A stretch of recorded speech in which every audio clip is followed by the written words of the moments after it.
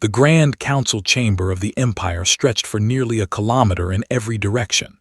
Its ceiling rose so high that clouds actually formed inside the building on humid days. Thousands of representatives from conquered worlds sat in curved rows that climbed up the walls like the inside of a giant bowl. At the very center, on a platform made of pure crystallized starlight, sat Emperor on his throne of bones. Stood alone on the small platform reserved for new species. She was a small woman with short black hair and calm eyes. She wore a simple gray suit that looked plain compared to the colorful robes and armor of the alien delegates around her. In her hands, she held a thin folder of diplomatic papers. She had been standing there for 3 hours. They believed in making lesser species wait. It was supposed to break their spirit and remind them of their place in the galaxy. Use the time to study the chamber. She counted the exits. She noted the positions of the guards. She observed which species looked afraid and which ones looked angry. Most of them looked afraid. Emperor was a massive creature. He stood 4 meters tall with 6 arms and skin that looked like cracked volcanic rock. His eyes burned with actual fire, a biological feature of his species that they used to intimidate others. When he finally spoke, his voice shook the floor. "The species called human," he said, "you have been discovered." Said nothing. She had been trained for this moment for 15 years. "Your little world sits at the edge of our territory," the Emperor continued. "You have been hiding there, yes, building your cities, growing your population. You thought we would not notice." Still remained silent. Her instructions were clear. Listen first. Speak only when necessary. "We have noticed," said, "and now you will join the Empire. Your world will provide resources. Your people will provide labor. This is not a request. This is how things are." A ripple of agreement moved through the chamber. This was how things always went. A new species was discovered. The Empire made demands. The species agreed or was destroyed. In 10,000 years, no one had ever chosen destruction. Opened her folder and looked at the first page. It contained Earth's official response, which she had helped write. She had argued for different words, but the committee had overruled her. They wanted to be polite. They wanted to leave room for negotiation. She thought they were wrong. "Speak human," the Emperor commanded. "Accept your place." Looked up from her papers. "May I ask a question first?" The Emperor's burning eyes narrowed. Questions were not common from species in her position. Most of them simply agreed and begged for mercy. "You may ask one question," he said. "How many worlds have you conquered?" Laughed. The sound was like thunder rolling through mountains. "You wish to know the size of our empire? Very well, I will tell you. We have conquered 12,000 worlds. We command a fleet of 10,000 warships. We have crushed every species that opposed us. Does this answer satisfy you?" Nodded slowly. "It does, thank you." "Now speak your submission." Looked down at her papers again. The official response was diplomatic. It used careful words and left doors open for future talks. It was exactly the kind of response that humans had used for centuries when dealing with difficult situations. But had been watching the chamber for 3 hours. She had seen the fear in the eyes of the other species. She had counted the guards and noted their weapons. She had studied the Emperor and understood something important about him. He respected only strength. Diplomacy would be seen as weakness.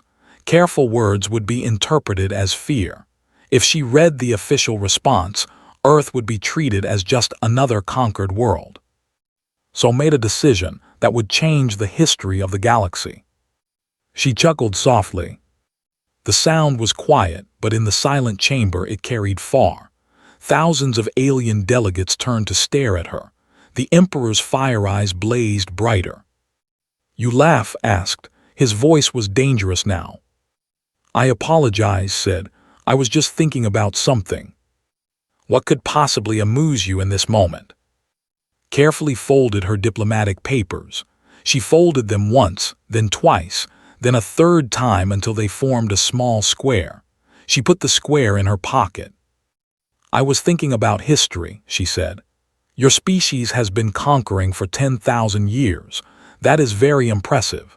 But my species has been fighting wars for much, much longer."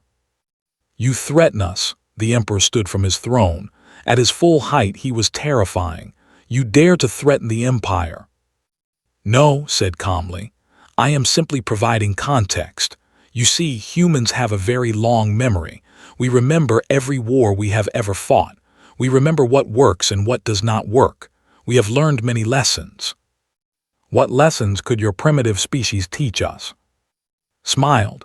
It was a small smile, but it was not a friendly one. "We learned that the loudest voice is often the weakest.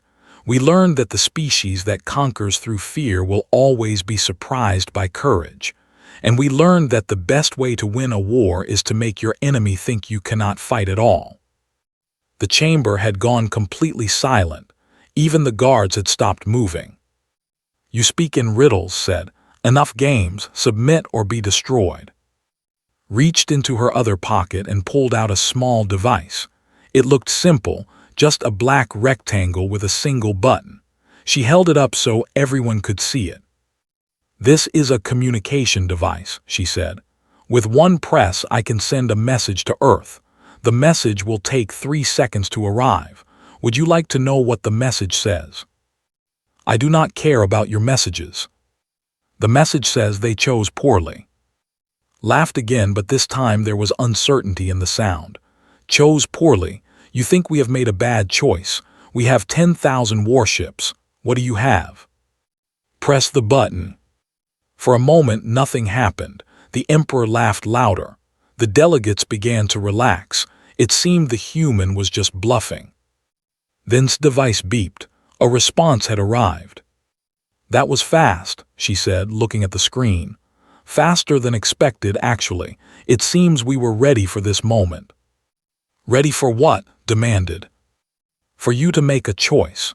You see, Emperor, my government gave me 2 possible responses. The first was diplomatic. It would have opened negotiations. We would have talked for years, maybe decades, about the terms of our relationship. That was the path of peace." "And the second response?" "Put the device back in her pocket." "The second response was the one I just sent.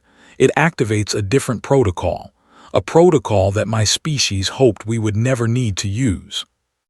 "You threaten war against the Empire." His voice was rising now.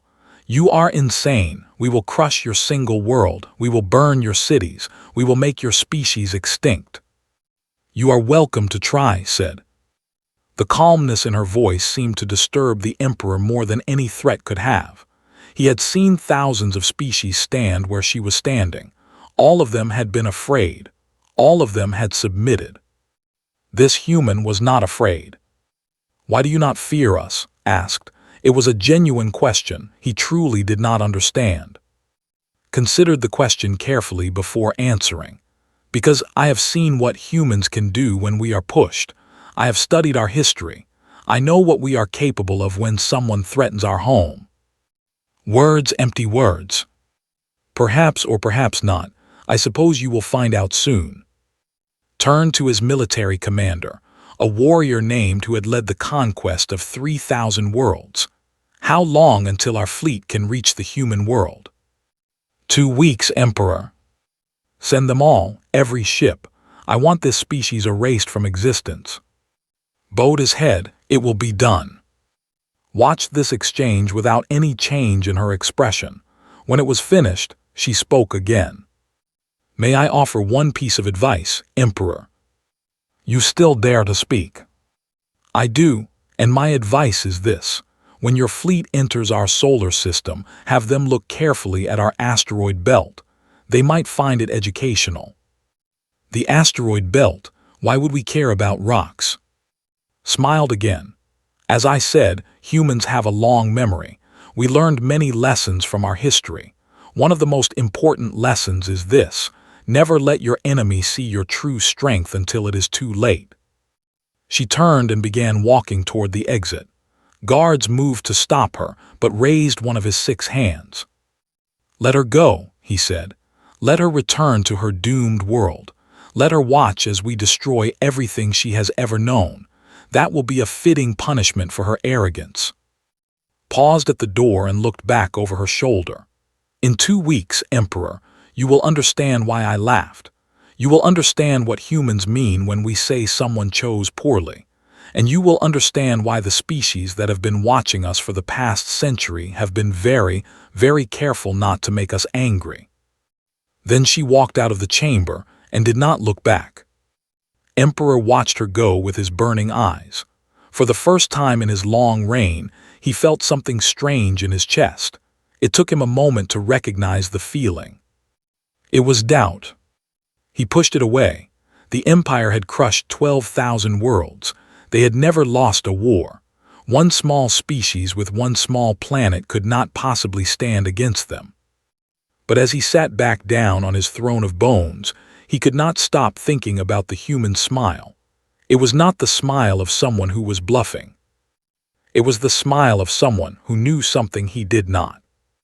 Across the galaxy, in a solar system that most species had ignored for centuries, the message arrived at Earth Command. Admiral read it twice to make sure he understood. "They chose poorly," he said quietly. Then he picked up his communicator and sent out the order that humanity had been waiting to send for 100 years. "Wake up the fleet," he said. "It is time." Deep in the asteroid belt, lights began to turn on. Engines that had been silent for decades began to hum, and 300,000 warships, hidden among the rocks and ice, began to prepare for war. Humanity had been watching the galaxy for a long time. They had seen the conquer world after world. They had studied their tactics and their technology. They had learned everything they could. And then they had built something to stop them. The galaxy thought humans were primitive. The galaxy thought humans were weak. The galaxy thought humans would submit like all the others. The galaxy was about to learn how wrong it was. The war fleet was the largest gathering of military power the galaxy had ever seen. 10,000 warships moved through space in perfect formation, each one capable of destroying a small moon. At the center of the formation flew the Emperor's flagship, the Eternal Conquest, a vessel so large that it had its own weather systems inside. Fleet Commander stood on the bridge, watching the stars slide past on the massive viewing screens. He had conquered 3,000 worlds in his career. He had never lost a battle, but something about this mission bothered him. He kept thinking about the human woman in the council chamber, the way she had smiled, the way she had not been afraid. "Commander," one of his officers said, "we are receiving transmissions from across the galaxy. Other species are watching." "Of course they are watching," said. "They want to see us crush another world. It reminds them of their place." "Some of the transmissions seem different, Commander. They seem almost excited, as if they are expecting something to happen." Turned to look at the officer, expecting what? "I do not know. But some of the older species, the ones who were here before the Empire, they are all paying very close attention, more attention than usual." This information added to his unease. He had noticed the same thing at the council meeting. Some of the ancient species, the ones who had been conquered so long ago that they barely remembered freedom, had looked at the human with strange expressions. Not pity, not fear. Something else. "What do we know about these humans?" asked. The officer pulled up data on his screen. "Very little, Commander. They have been isolated on their world for most of their history. They achieved space travel approximately 150 years ago. Since then, they have been very quiet. They built a few small colonies in their solar system but showed no interest in expanding beyond it." "Their technology level." "Our scouts rated them as level 3. Basic space travel, primitive weapons, limited defensive capabilities. They should pose no threat to our forces." And yet they refuse to submit. The officer hesitated. "Perhaps they are simply foolish, Commander. Some species prefer death to surrender." "Perhaps," said, But he did not believe it. He had seen foolish species before. He had seen brave ones and desperate ones and crazy ones. The human woman had been none of those things. She had been calm, confident. She had been certain. That was what bothered him most. 2 weeks of travel passed slowly. Spent much of the time reviewing what little information they had about humanity. Most of it was useless. The humans had kept to themselves so completely that even the Empire's extensive spy network had gathered almost nothing. What he did find was strange. Humans had fought wars among themselves for thousands of years. Their history was filled with conflict on a scale that seemed excessive for a single-planet species. They had developed weapons to destroy each other long before they had developed ships to explore space. Then, about 100 years ago, they had suddenly stopped fighting. There was no record of why. No treaty, no agreement, no explanation. One day they were at each other's throats, and the next day they were unified. They had formed a single government, built their space program together, and expanded into their solar system as one species. And they had gone quiet. It is almost as if they were preparing for something, muttered to himself. "Did you say something, Commander?" an officer asked. "No, nothing important." On the 11th day of travel, they received a transmission from the human solar system. Ordered it played on the main screen. A human male appeared. He was older than the woman from the council, with gray hair and a lined face. But his eyes had the same calm certainty that had disturbed so much. "This is Admiral of Earth Command," the human said. "I am authorized to speak on behalf of humanity. You have entered our outer detection range. I am required to offer you one final opportunity to turn back." Laughed, several of his officers joined him. "Turn back, we have 10,000 warships." "I am aware of your numbers," said. His voice was patient, almost sad. "I am also aware that you believe us to be a primitive species with no real military capability. I am telling you now, clearly and without deception, that this belief is incorrect. You think we fear your threats. I am not threatening you, Commander. I am warning you. There is a difference. A threat is made by someone who wants to fight. A warning is made by someone who wants to avoid fighting. I do not want to fight you. I do not want anyone to die today. But if you continue on your current course, many beings will die, and most of them will be yours." Leaned forward in his command chair. "You speak boldly for a species with no fleet." "We have a fleet, Commander. You simply have not seen it yet. Hidden ships, secret weapons. Do you think we are fools? Our scouts have surveyed your entire system. We know exactly what you have. 12 small defensive stations, a few hundred patrol ships, mining vessels and cargo transports, nothing that could threaten us."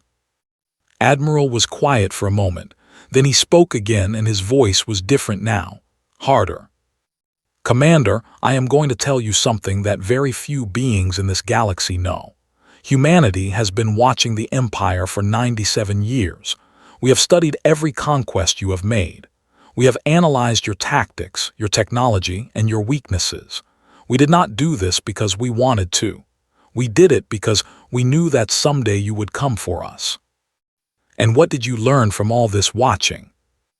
We learned that you always attack with overwhelming force. We learned that you never expect resistance. We learned that you believe size and numbers will win any war." Paused. "We also learned that you have never fought a species that was ready for you.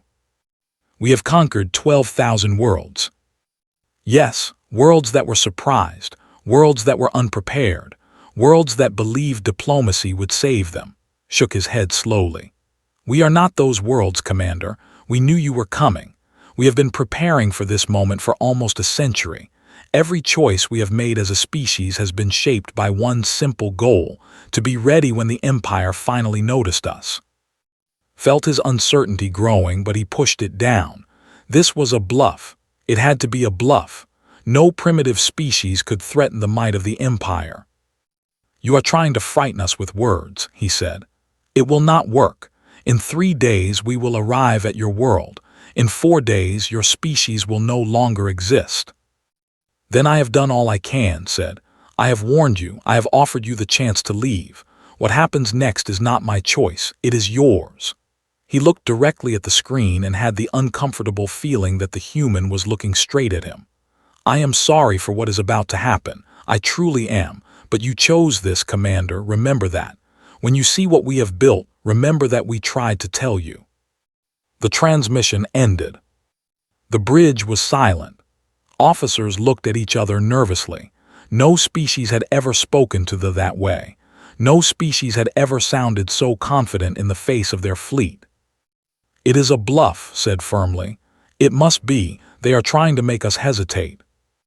"Of course, Commander," one of his officers agreed quickly, perhaps too quickly. "Continue on course, maximum speed. I want to end this quickly." "Yes, Commander."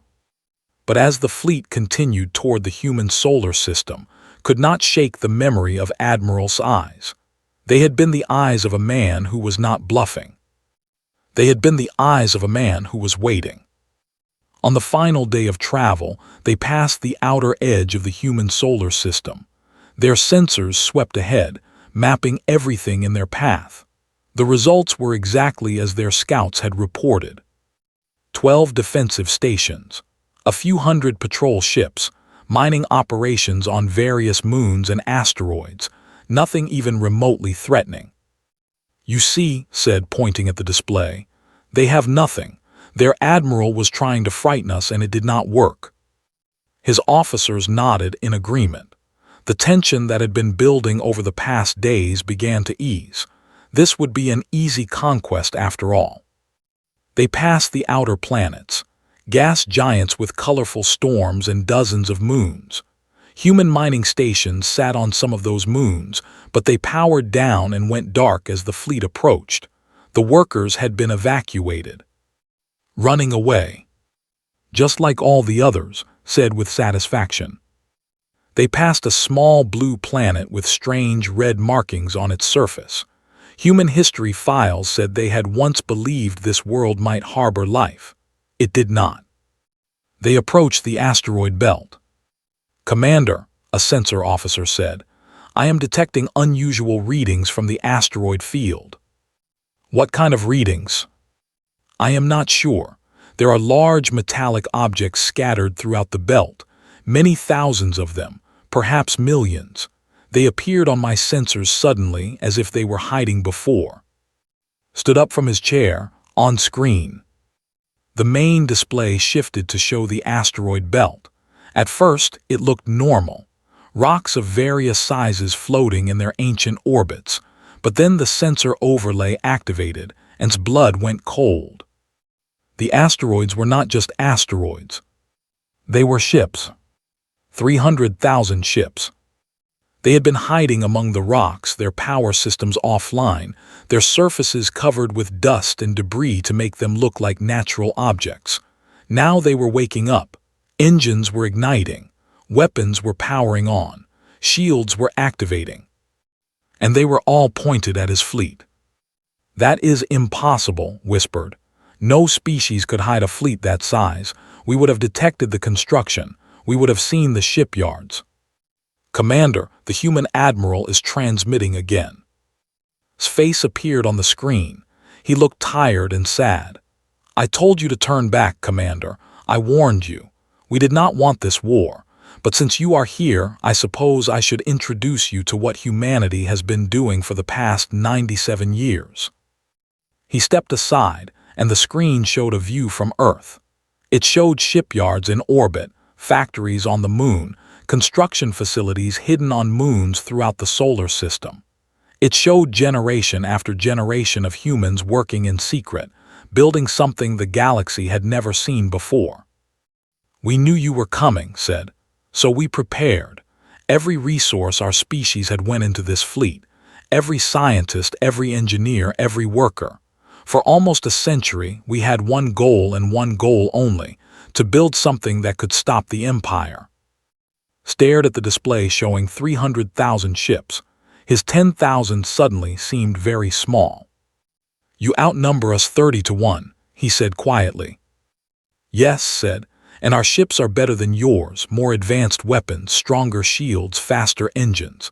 We studied your technology for decades and then built something superior. He paused. But we still do not want to fight. Even now, Commander, I am offering you a choice. Turn around, go home. Tell your Emperor that humanity is not worth the cost. We do not want revenge, we do not want conquest, we just want to be left alone. Thought about the offer. Part of him wanted to take it. Part of him could see that this battle would be a disaster. But he had never retreated. He had never surrendered. His people did not know how to back down. We will not retreat, he said. Do not run from battle. Nodded slowly. His expression was not triumphant. If anything, he looked sadder than before. Then I am sorry for what comes next, he said. I want you to know, Commander, that I take no pleasure in this. War is not something humans enjoy. But when someone threatens our home, we do not stop until the threat is gone. He raised his hand to give an order. Captain, he said, begin the demonstration. In the asteroid belt, one of the human ships broke formation and flew forward. It was smaller than had expected, much smaller than his flagship, but something about the way it moved made him nervous. What is that ship doing? He asked. Before anyone could answer, the small ship fired a single weapon.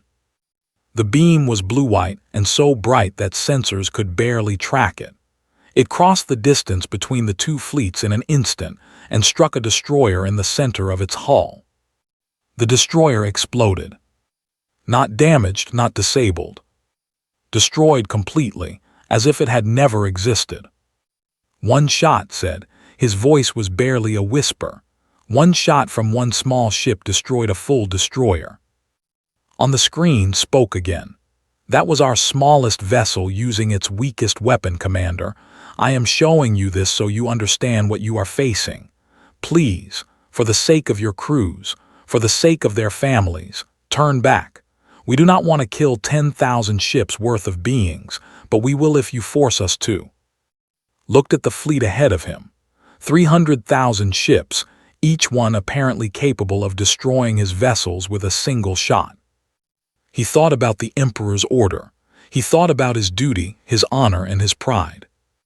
Then he thought about the 40 million soldiers on his ships who would die if he continued. For the first time in his life, Fleet Commander did something he had never done before. He began to doubt. Captain sat in the command chair of the Steady Light, a small ship that looked unimpressive compared to the massive vessels ahead. She was 34 years old and had been training for this moment since she was 15. Her parents had trained before her. Her grandparents had helped design the very ship she now commanded. 3 generations of her family had dedicated their lives to this one day. The demonstration shot was successful, her weapons officer reported. The enemy destroyer has been eliminated. Sensors show no survivors. Nodded. She had known the weapon would work. She had tested it hundreds of times in simulation. But there was something different about actually firing at a real target, about seeing a real ship disappear in a flash of light. Open a channel to Admiral, she said. The Admiral's face appeared on her screen. He looked older than he had when she had first met him 10 years ago. The weight of what was about to happen showed in his eyes. Captain, excellent shot. Thank you, Admiral. What are your orders? We wait, we give them one more chance to retreat if they choose to advance. He paused. Then we do what we must. Understood. No one in the fleet wanted this battle. Every human in the solar system had grown up hearing stories about the Empire and their endless conquests. They had been raised to prepare for war, but they had been taught to hope that war would never come. Now it had come, and the hope was gone. Admiral, her communications officer said, the fleet is breaking formation. Multiple ships are turning around. Looked at her tactical display. Indeed, dozens of ships were breaking away from the main fleet. They were fleeing. But thousands more were advancing. They are splitting, Admiral said. Some of them are smart enough to run, but most of them are still coming. Their commander must believe he can still win, said. Or he is too proud to retreat. Pride has killed many beings throughout history. His voice was heavy with regret. Captain, I am authorizing full engagement. Lead the first wave.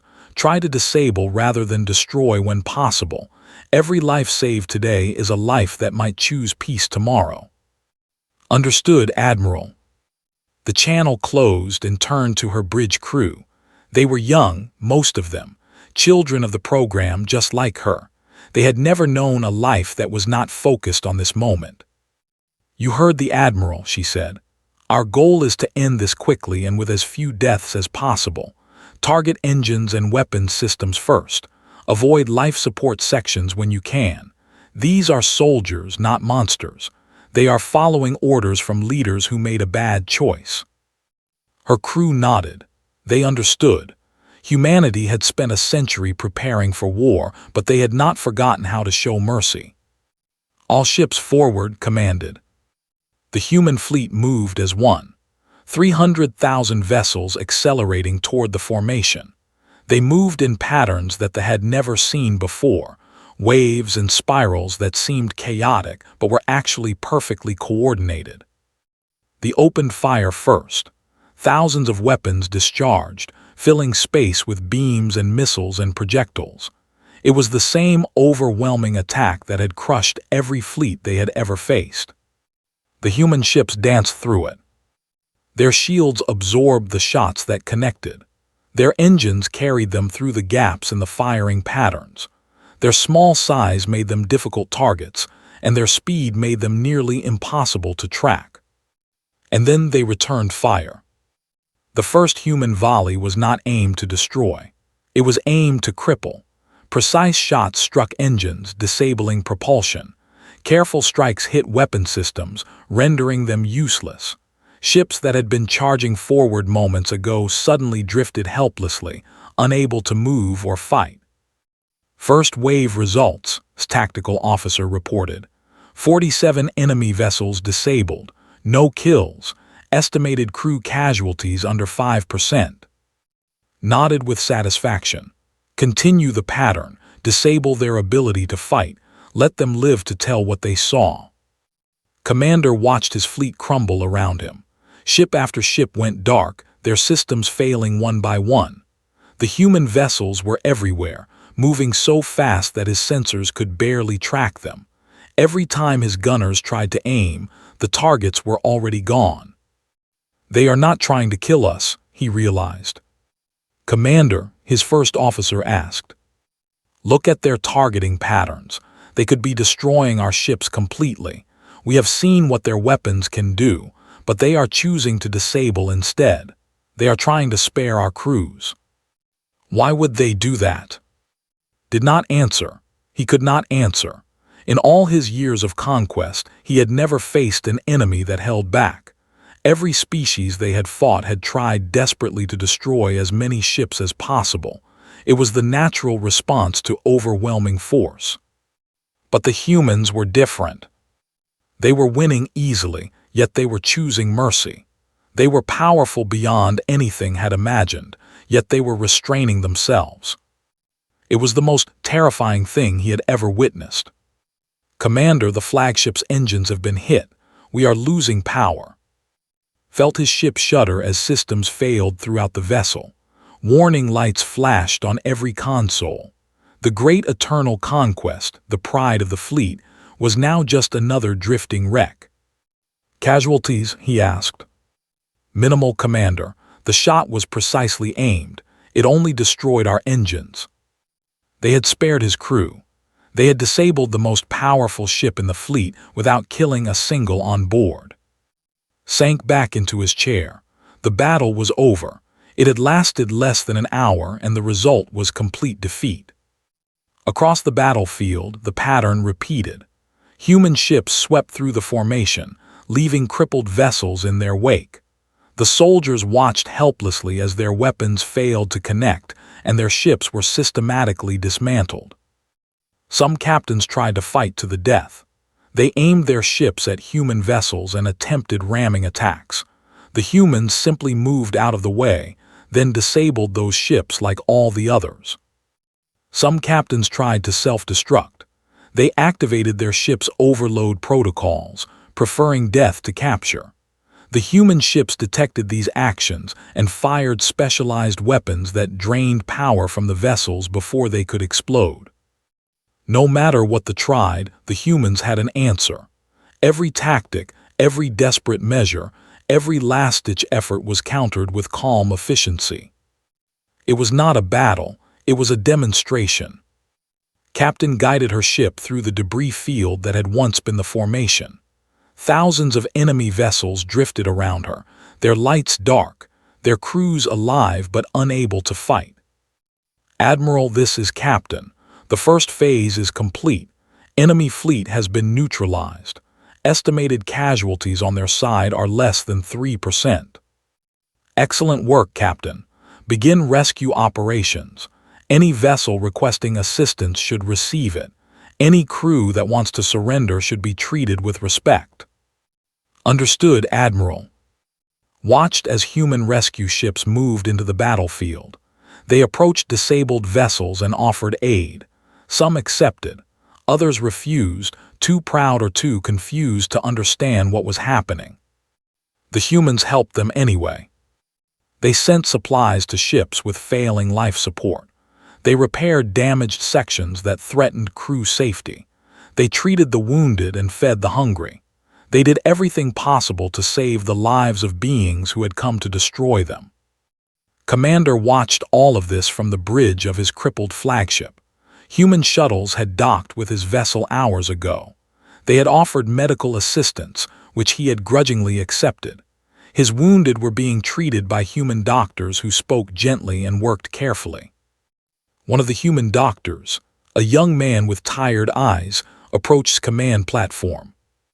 "Commander," the doctor said, "my name is Doctor. Your injuries are minor, but I would like to examine you anyway."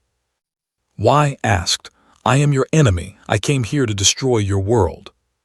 "You are a patient," Doctor said simply. "That is all that matters right now." "I do not understand your species. We came to kill you and you save our lives. We came to conquer you and you show us mercy. Why?" Doctor was quiet for a moment. When he spoke, his voice was thoughtful. "When I was a child, my grandfather told me about the time before the program. The time when humans fought each other. He said those wars were terrible. Millions of people died because of hate and fear and misunderstanding. All species war with themselves. It is natural. Perhaps, but we decided to stop. We decided that war was not worth the cost. We unified our species not because we had to, but because we chose to." Doctor looked out the viewport at the drifting ships. "When we learned about the Empire, we knew we would have to fight someday. We spent a century preparing for this battle, but we also spent that century talking about what kind of species we wanted to be." "And what did you decide?" "We decided that we would defend ourselves without becoming monsters. We would win without losing our humanity." He smiled slightly. "That is why we save your lives, not because you deserve it, but because we would not be who we are if we let you die." Considered these words. He had conquered 3,000 worlds. He had killed billions of beings. He had never once stopped to think about what kind of species they were becoming. "Your people are strange," he said finally. "Yes," Doctor agreed. "We are, but we are also very good at surviving." As the hours passed, the scale of humanity's victory became clear. Of the 10,000 warships that had entered the solar system, not one remained functional. But of the 40 million soldiers on those ships, nearly all of them were still alive. The galaxy watched in amazement. Species that had been conquered by the generations ago saw their oppressors humbled. Species that had been considering surrender to the Empire saw a new possibility. And the Emperor received the reports with growing horror. His entire fleet, the pride of his empire, had been defeated in less than a day, and the humans had not even tried to kill them. They had simply shown the galaxy what they could do. Admiral stood on the bridge of his command station, looking out at the battlefield. Rescue operations were nearly complete. Thousands of ships were being towed to safe locations. Millions of soldiers were being processed as prisoners of war. None of it brought him joy. "We won," Captain said, appearing beside him. "We did what 3 generations prepared us to do." "Yes," said, "we won, but this is only the beginning." "What do you mean?" Turned to face her. His eyes were tired but determined. "The Emperor will not accept this defeat. He cannot. His entire empire is built on the belief that the cannot be beaten. Today we proved that belief wrong. He will either have to acknowledge that his empire is weaker than humanity, or he will have to try again. If he tries again, we will beat him again." "I know, but how many will die before he accepts the truth? How many more battles will we have to fight?" Shook his head. "No, we need to end this differently. We need to show the galaxy that there is another way." "What are you suggesting, Admiral?" Was quiet for a long moment. Then he smiled, and there was something fierce in that smile. "I am suggesting that we send Ambassador back to the council chamber. But this time, she will not be alone. And this time, the Empire will listen. The Emperor will never agree to negotiate, not after this humiliation. He will if we give him no other choice." Turned back to the viewport. "Prepare the fleet, Captain. We are going to pay the visit, and we are going to have a very different conversation." In the darkness of space, 300,000 human ships began to move. They had won the first battle. Now it was time to win the war. Not with destruction, but with something they had never encountered before. Hope. The journey to the took 3 weeks. During that time, the galaxy went through a transformation that no one had expected. The news of humanity's victory spread faster than any fleet could travel. Every species in the Empire heard the story. 10,000 warships had attacked a single human world. None of those ships had returned, and the humans had not even tried to destroy them. For species that had lived under rule for centuries, this news was earth-shattering. Many of them could not believe it at first. Some thought it was propaganda. Others thought it was a trap. But then the evidence started arriving. Prisoners, released by the humans, told their stories. They described the battle and the overwhelming human technology. They described the mercy shown to the defeated. They described doctors and rescue workers who had saved lives without asking for anything in return. One commander, speaking anonymously because he feared punishment, said something that spread across 1,000 worlds. "They could have killed us all. They chose not to. I do not know what to think about a species like that." Lieutenant stood at her station on the command ship, monitoring the fleet's communications. She was 28 years old and had grown up in the asteroid belt, in one of the hidden shipyard communities that had built humanity's fleet. Her mother had been an engineer. Her father had been a weapons designer. She had never known any life except preparation for war. Now the war was happening, and she found herself doing something unexpected. She was coordinating mercy. "Admiral," she reported, "we are receiving transmissions from 12 different species. They want to know our intentions." "What are they asking specifically?" "They want to know if we plan to conquer the Empire ourselves.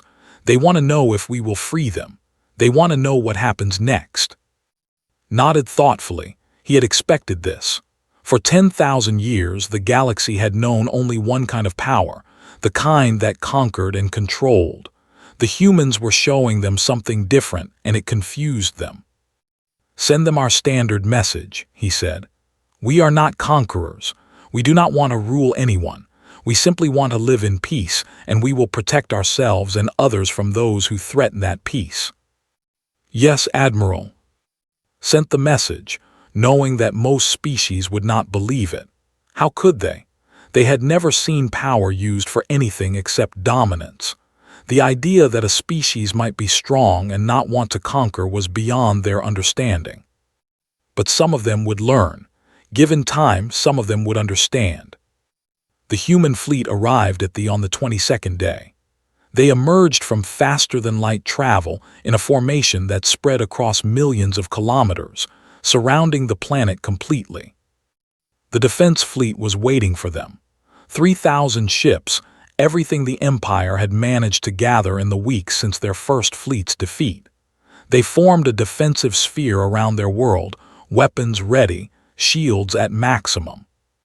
Behind them, on the planet's surface, 20 billion civilians watched the skis and wondered if they were about to die.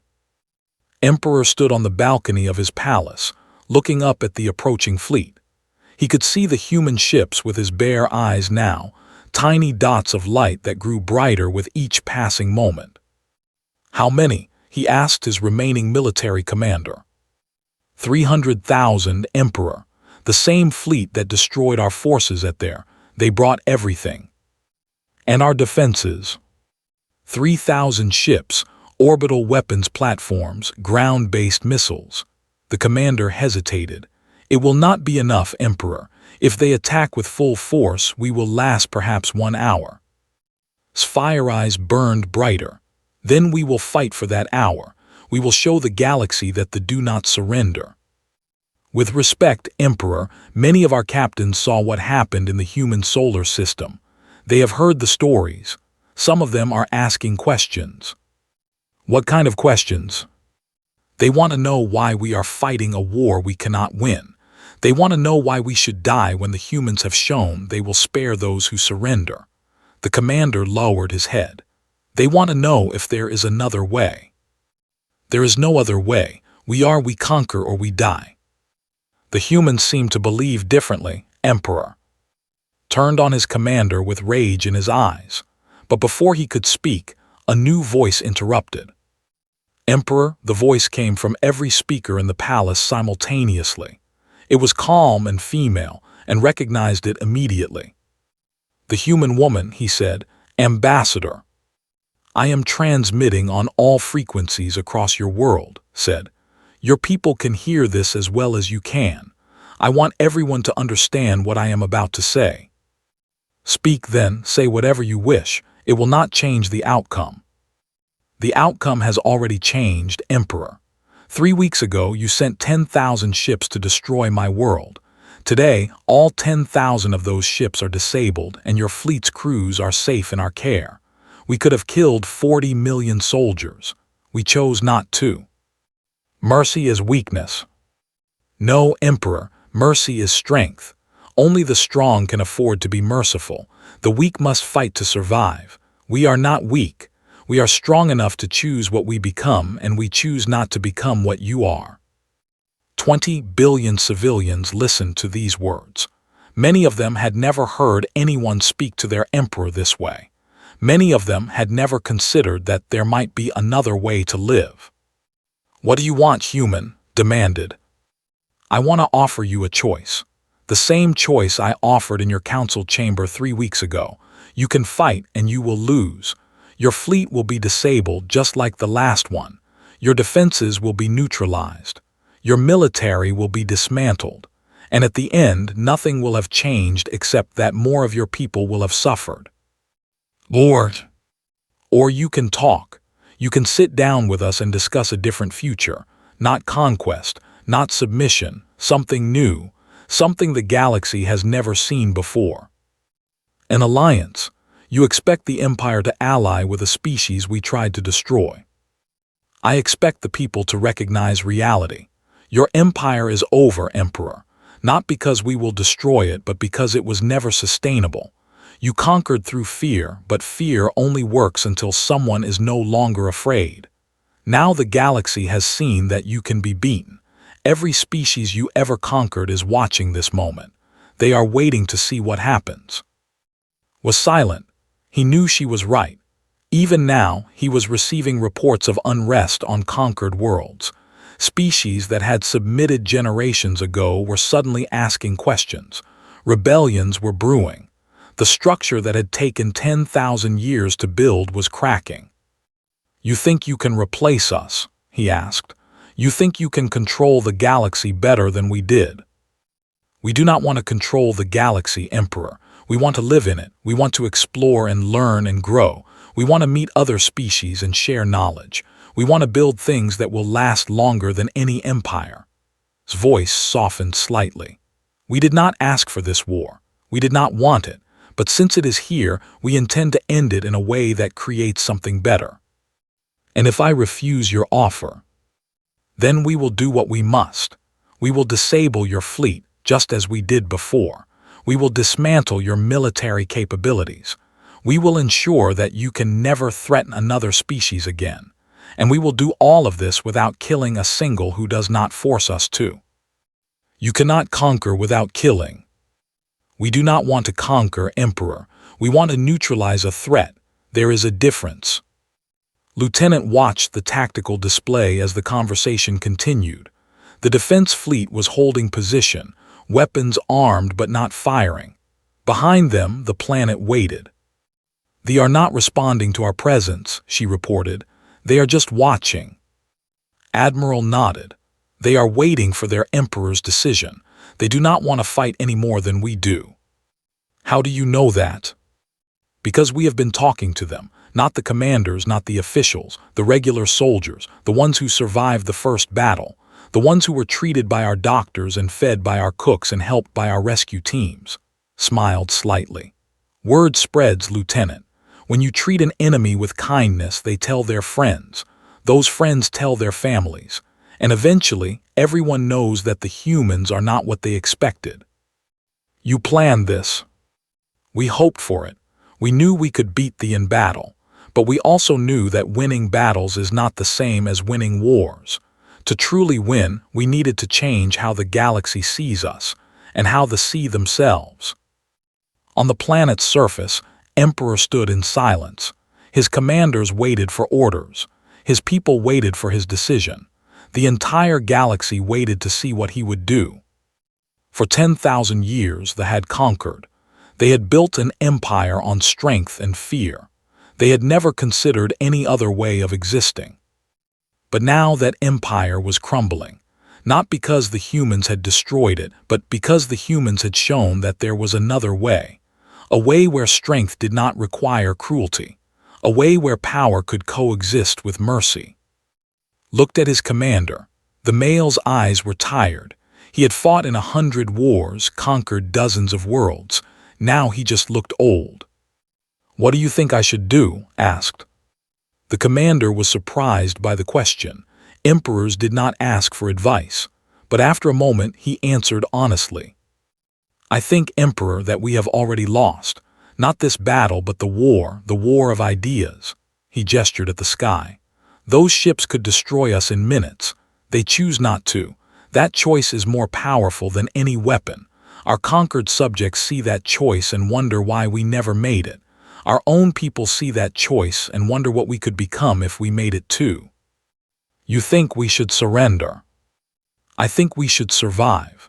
And I think the only way to survive is to accept that the old way is over. Whether we like it or not, the humans have changed everything. Was quiet for a long time. He thought about his ancestors, the great conquerors who had built the empire.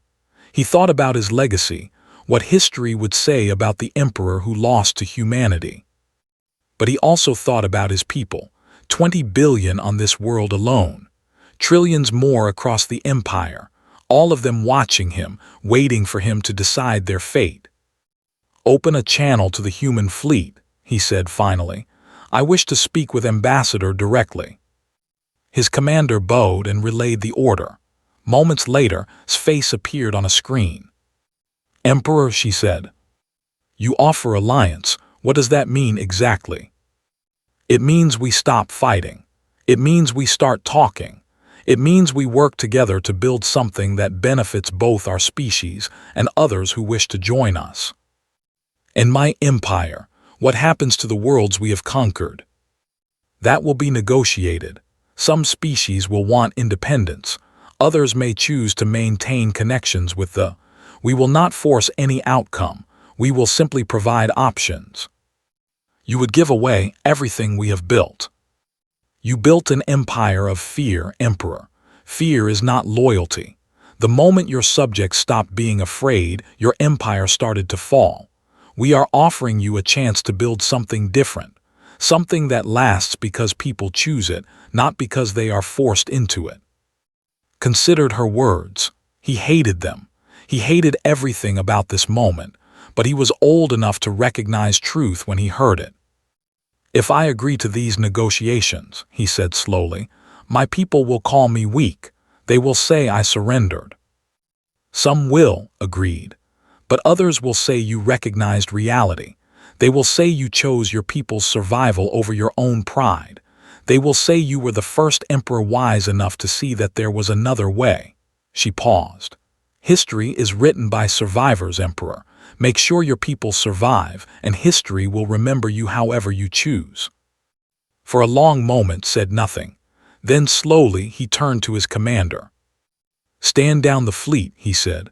"All weapons offline. Tell the defense platforms to power down. We are done fighting." The commander nodded and began issuing orders. In space above the planet, 3,000 warships went dark. Weapons powered down. Shields lowered. The entire defense network that protected the simply stopped. Lieutenant watched this happen with wonder in her eyes. "They surrendered," she said. "They actually surrendered." "No," Admiral said quietly. "They chose to live. There is a difference."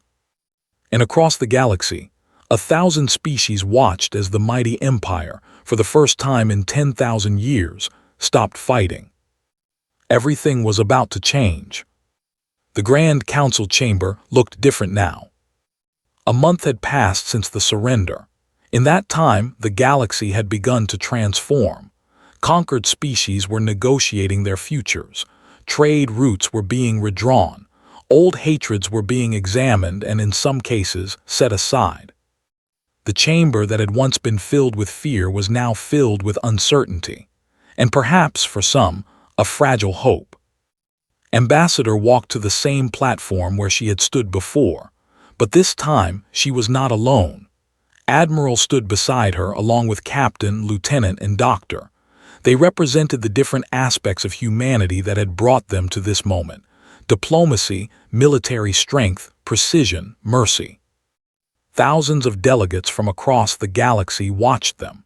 Species that had been silent for generations now leaned forward in their seats, waiting to hear what the humans would say. Emperor sat on his throne of bones, but something about him had changed. His fire eyes still burned, but there was thought behind them now instead of just anger. He had spent the past month talking with human representatives, learning about their history and their values. He did not understand everything he had learned, but he was beginning to. "Representatives of the galaxy," began. "1 month ago, I stood in this chamber and was told that humanity would submit to the Empire. I was told that we would provide resources and labor. I was told that this was not a request." She paused, letting the memory of that moment settle over the chamber. "When I heard these words, I chuckled, and then I folded my diplomatic papers and put them away. The Emperor believed this meant I was surrendering. He believed my laugh was the nervous response of a weak species facing a stronger one." Shifted on his throne but said nothing. "He was wrong," continued. "I was not laughing because I was afraid. I was laughing because I understood something the Emperor did not. I understood that the old way was over, that the galaxy was about to change, and that the papers I was holding, the old diplomatic protocols designed for submitting to conquerors, would never be needed again." She reached into her jacket and pulled out a new folder.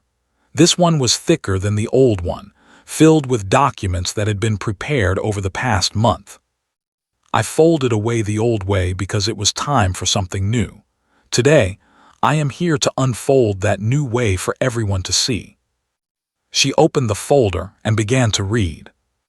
"The Human Alliance proposes the following: a galactic council where every species has a voice, a system of mutual defense where no one stands alone against aggression, trade agreements that benefit all parties equally, scientific cooperation to solve problems that no single species can solve alone, and most importantly, a commitment to peaceful resolution of conflicts."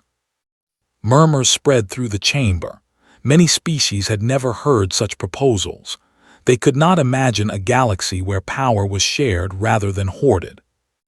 One delegate, a tall insect-like being from a species that had been conquered 800 years ago, raised a manipulator limb to speak.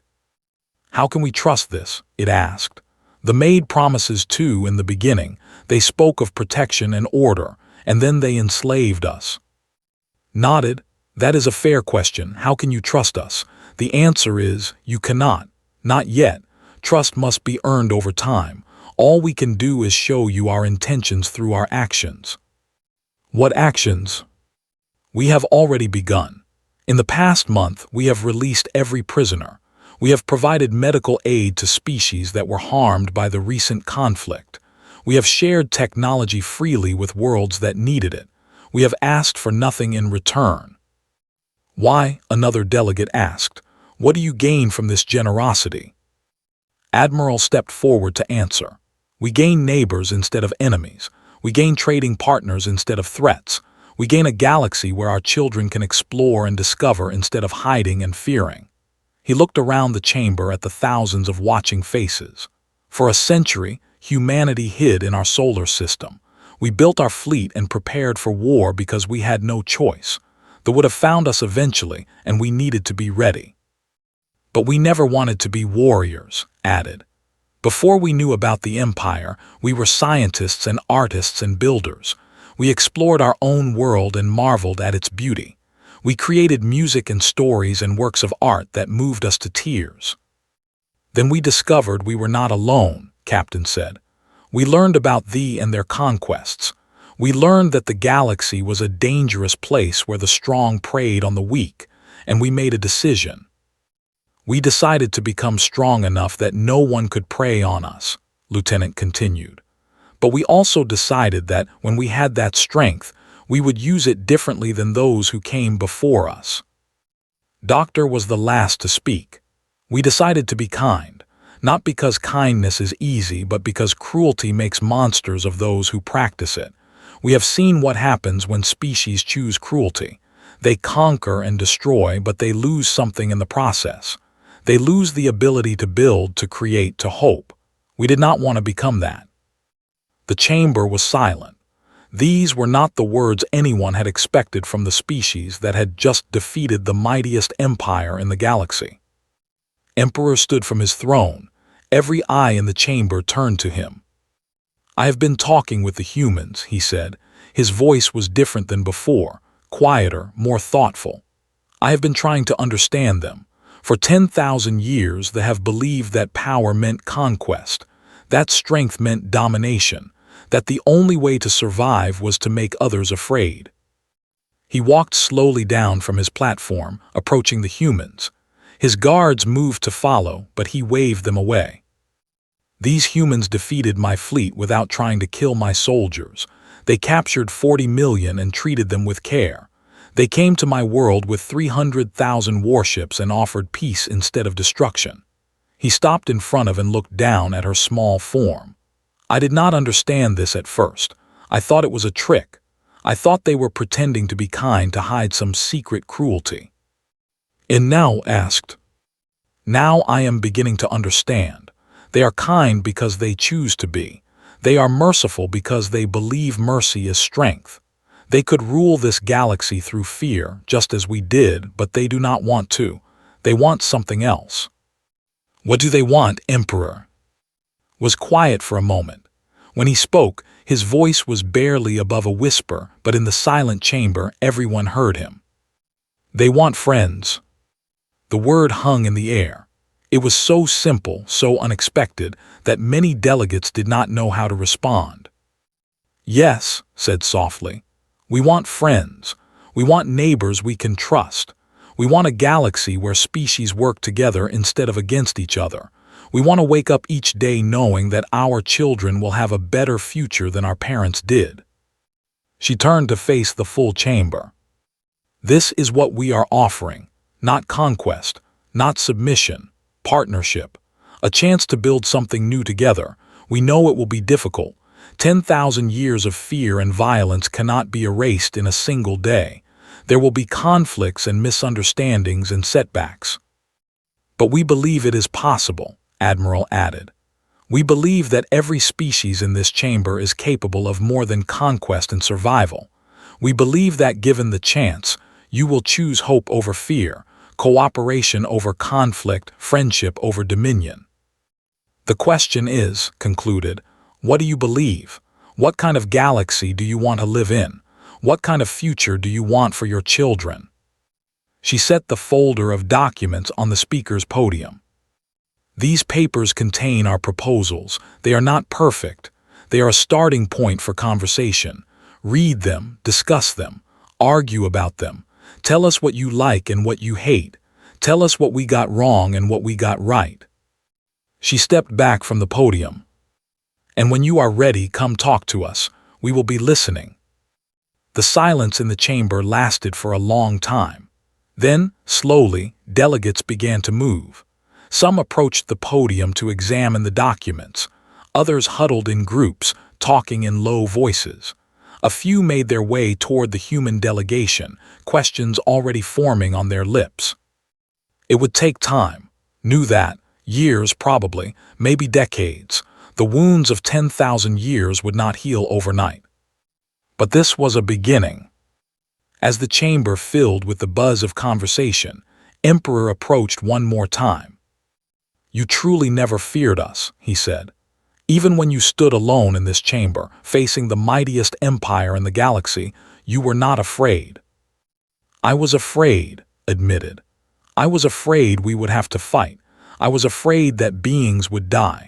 I was afraid that my species would lose something precious if we became conquerors ourselves. But you were not afraid of losing. No, I knew we would not lose. We had spent a century making sure of that. She looked up at the Emperor's burning eyes. But winning was never the hard part. The hard part was winning while staying true to who we are. The hard part was fighting without becoming what we fought against. And did you succeed? Thought about the question. She thought about the battle that had killed no one. She thought about the rescue operations and the medical teams and the prisoners who had been treated with kindness. She thought about the fleet that had come to them with overwhelming power and offered peace. I think so, she said, but we will not know for sure until we see what comes next. The true test is not how you win a war. It is what you do after the war is over. Nodded slowly. Then I suppose we will find out together. I suppose we will. Across the chamber, across the galaxy, things were changing. Old empires were questioning their foundations. Conquered species were finding their voices. And everywhere, beings were beginning to imagine a different kind of future. Humanity had not asked for this moment. They had not wanted the responsibility of changing an entire galaxy. But the moment had come, and they had met it with everything they had. Not with cruelty, but with kindness. Not with domination, but with partnership. Not with fear, but with hope. And as watched the chamber fill with conversation, with debate, with the messy beginning of something new, she allowed herself a small smile. She had folded away the old papers because they represented a world that no longer existed. The new papers represented a world that did not exist yet. A world that would have to be built, carefully and patiently, by every species willing to try. It would be difficult. It would take time. There would be setbacks and failures and moments of despair. But it was possible. And for the first time in 10,000 years, the galaxy believed in possibility. That thought was the most human thing of all. Not the ships or the weapons or the technology, not the strength to destroy or the wisdom to refrain. Just the simple, stubborn belief that tomorrow could be better than today. And the willingness to work for it. The galaxy had been introduced to humanity. Now it was time to see what they could build together. The story was just beginning.